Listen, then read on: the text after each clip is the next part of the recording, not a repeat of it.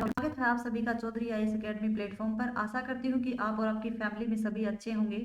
अपना और अपनों का ख्याल रखें, बड़ों का सम्मान करें और छोटों को प्यार दें और अपना व्यक्तित्व इस प्रकार से विकसित करें कि महिलाएं आपके साथ सुरक्षित महसूस करें। तो चलिए स्टार्ट करते हैं आज का सेशन। आज का हमारा पहला क्वेश्चन है, जनवरी 2022 में भारतीय रिजर्व बैंक ने वित्तीय परिदृश्य पर ध्यान केंद्रित करने के लिए किस एक विभाग की स्थापना की है? तो वित्तीय परिदृश्य पर ध्यान केंद्रित करने के लिए किस विभाग की स्थापना की गई है? वो की गई है फिनटेक विभाग की स्थापना की गई है।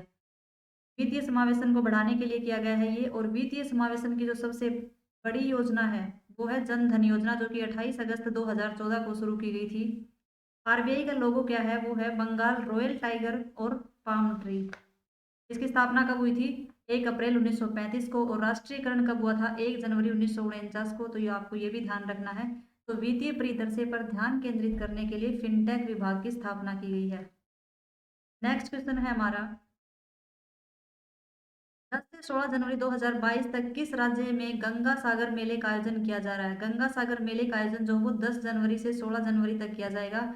किस में किया जाएगा? वो पश्चिम बंगाल में। और कौन से द्वीप पर? गंगा सागर द्वीप पश्चिम बंगाल में किया जाएगा। मकर संक्रांति के दिन से किया जाता है ये। और जो अम्बुबाची मेला है वो असम में लगता है। कामाख्या देवी मंदिर भी असम में ही स्थित है, आपको ये भी ध्यान रखना है। जल्दपाड़ा और जो सुंदर नेशनल पार्क है, सुंदरवन जो नेशनल पार्क है, वो भी पश्चिम बंगाल में ही स्थित है।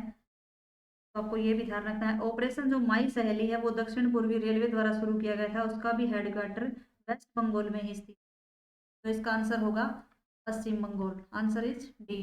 नेक्स्ट क्वेश्चन है हमारा, देश में पहली बार स्टार्टअप इंडिया नवाचार सप्ताह का आयोजन किया जा रहा है। तो नवाचार सप्ताह का जो आयोजन किया जा रहा है वो पहली बार कब से कब तक किया जाएगा? 10 से लेकर 16 जनवरी तक किया जाएगा ये।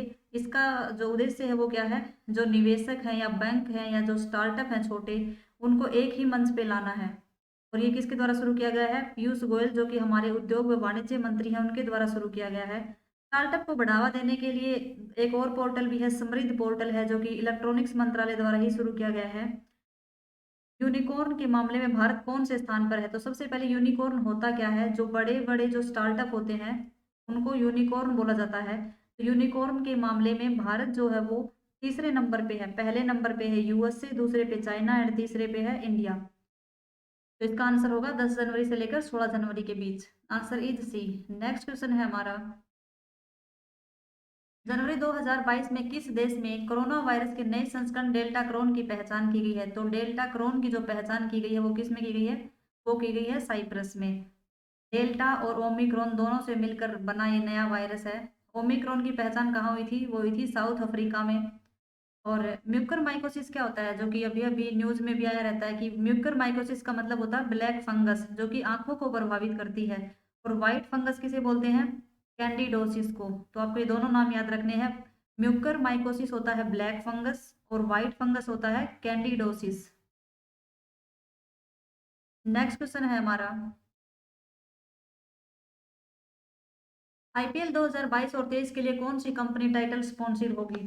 तो आईपीएल जो 2022 और 23 में होने जा रहे हैं उनके लिए जो स्पॉन्सर कंपनी कौन सी होगी? का नाम है टाटा ग्रुप। 2021 में जो आईपीएल हुए थे वो कहाँ हुए थे? यूएई में, संयुक्त अरब अमीरात में। वो 14वां संस्करण था उनका।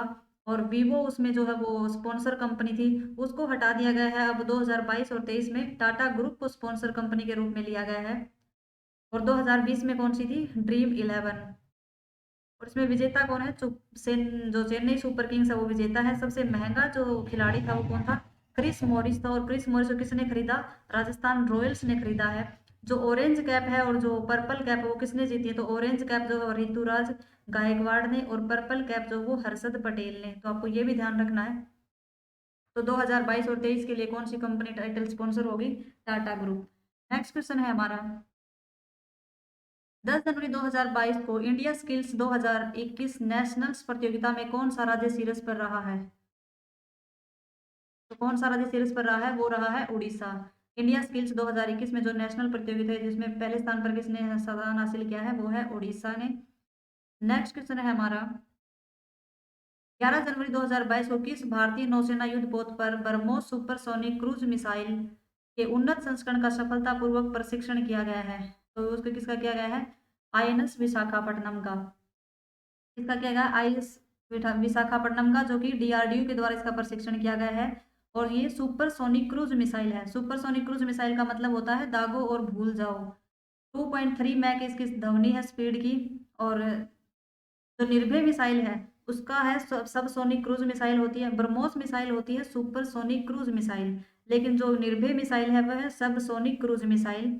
और जो जिरकोन मिसाइल है वो भी भारत और रूस के द्वारा ही बनाई गई है, उसका है हाइपरसोनिक मिसाइल होती है वो एक।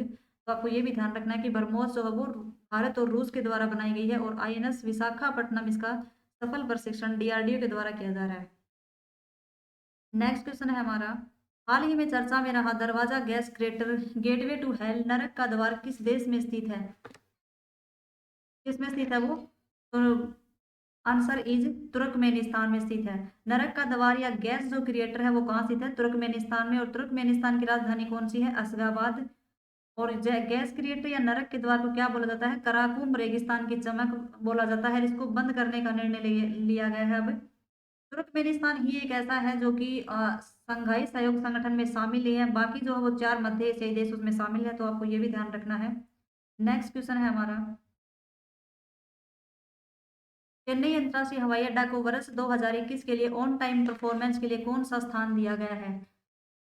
तो कौन सा स्थान दिया गया है? वो है भारत का जो स्थान है वो है 8वां है। और इसमें 8वें नंबर पे कौन सा रहा है? चेन्नई एयरपोर्ट रहा है। पहले स्थान पर कौन रहा है? वो है मियामी एयरपोर्ट जो कि अमेरिका का है। तो आपको ये भी ध्यान रखना है। तो इसका स्थान है 8वां, आंसर इज बी।